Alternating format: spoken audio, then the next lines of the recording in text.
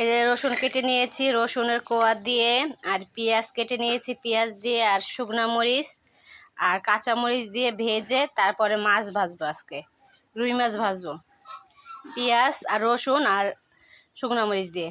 খুবই মজা লাগে রসুন পেঁয়াজ দিয়ে মাছ ভাজা।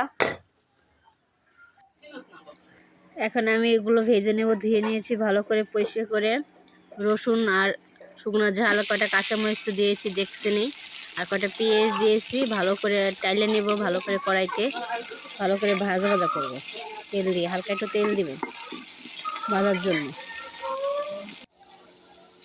এই যে ভাজা হয়ে গেছে দেখেন, আমার একদম ভালো করে একদম পেঁয়াজটা লাল হয়ে গেছে, রসুনটা লাল হয়ে গেছে, আর শুকনো মরিচটা লাল হয়ে গেছে। একদম এরকম লাল লাল ভেজে নেবেন। দেখেন কত সুন্দর ভাজা হয়ে গেছে, লাল লাল একদম মুচমুচে ভাজা।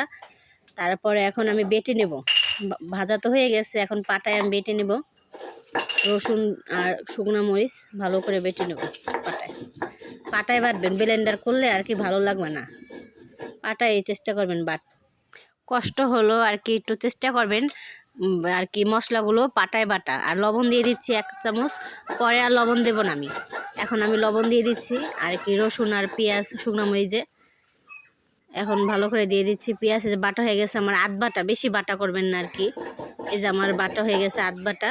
আর ব্লেন্ডার করলে কি আর কি আধ বাটাটা হয় না, ব্লেন্ডারে মিশ হয়ে যায়। আর পাটায় বাটলে কি আধ বাটা থাকে, ওইটা ভালো হয়। মাছ দিয়ে ভাজলে খেতে খুবই মজা লাগে। দেখেন আমি কি করি, কিভাবে রসুন শুকনো মরিচ পেঁয়াজ ভেজে বেটে নিচ্ছি। পাটায় বাটবেন, একটু কষ্ট হবে, তাও খেতে খুব মজা। দেখেন আধ বাটা রয়েছে মশলাগুলো, আমি তো দেখালাম এই আধ বাটা।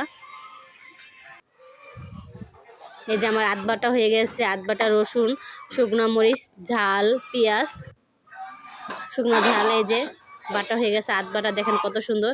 এখন আমি পানি দিয়ে, লবণ তখন বাটার সময় দিয়ে দিবেন, আর দিবেন না লবণ।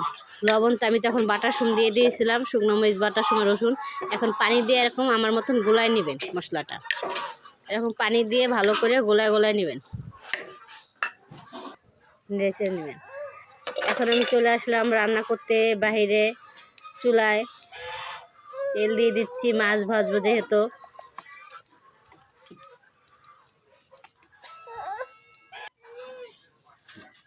যে আইসব্রোকে রেখে দিয়েছি সাইডে, যাতে তেল জারি না লাগে। কুলে ছিল আমার, মাছ দেওয়ার সময় একটু কুলের থেকে লাবাই দিয়েছি বাবুটাকে, নাহলে আবার করে জ্বালাতন করে, আর তেল ছিটে আসবে বাচ্চারা। ওই জন্য বাবাটাকে নামাই দিলাম কুলের থেকে। মাছটা দিয়ে তারপর আবার খুলে নেবেন, আর মাটিতে আবার শীতকাল তো ঠান্ডা লেগে যাবে। ছোটো মানুষ, বাচ্চা মানুষ, রান্না করতে খুবই কষ্ট ছেলেটাকে নিয়ে। তাও চেষ্টা করি ভালো ভালো আপনাদের মাঝে ভিডিও আনার। ছেলেটাকে এখন খুলে নিচ্ছি বাবাটাকে আমার।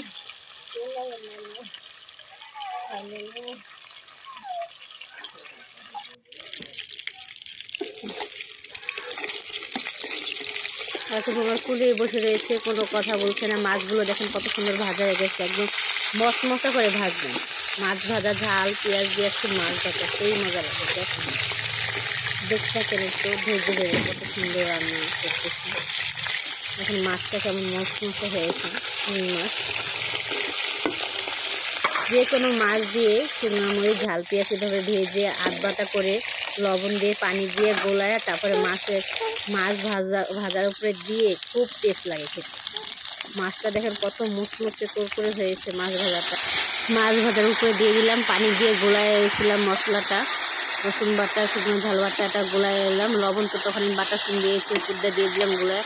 এরকম মাছ ভাজাটা আর কি কড়াইতে থাকবে, ভাজা মাছটা ওইটার উপর দিয়ে দেবেন এরকম মশলাটা, একটু পানি দিয়ে গোলায়, আর কাঁচা কাঁচা গন্ধ লাগবে না। আর মশলাটা যেহেতু ভেজে নিয়েছি আমি ভালো করে, একদম ভাজা ভাজা করে, আর কাঁচা গন্ধ লাগবেও না খেতে গেলে, একটু গন্ধ লাগবে না।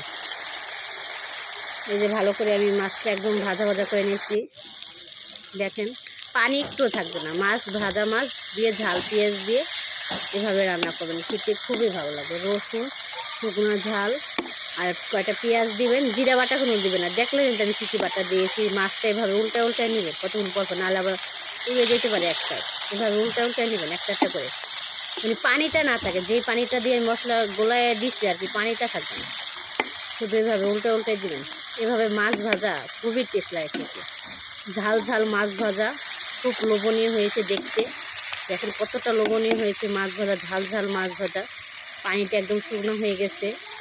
খুবই টেস্ট লাগে। গরম ভাত দিয়ে এভাবে মাছ ভাজবেন, একদিন খেয়ে দেখবেন, তারপরে বলবেন আপনারা। দেখেন আমার মাছ ভাজাটা একদম হয়ে গেছে, একটু পানি নেই, শুকনো শুকনো এরকমভাবে উল্টায় পাল্টায় দিবেন ভালো করে। ঝাল ঝাল মাছ ভাজা খেতে খুবই মজা।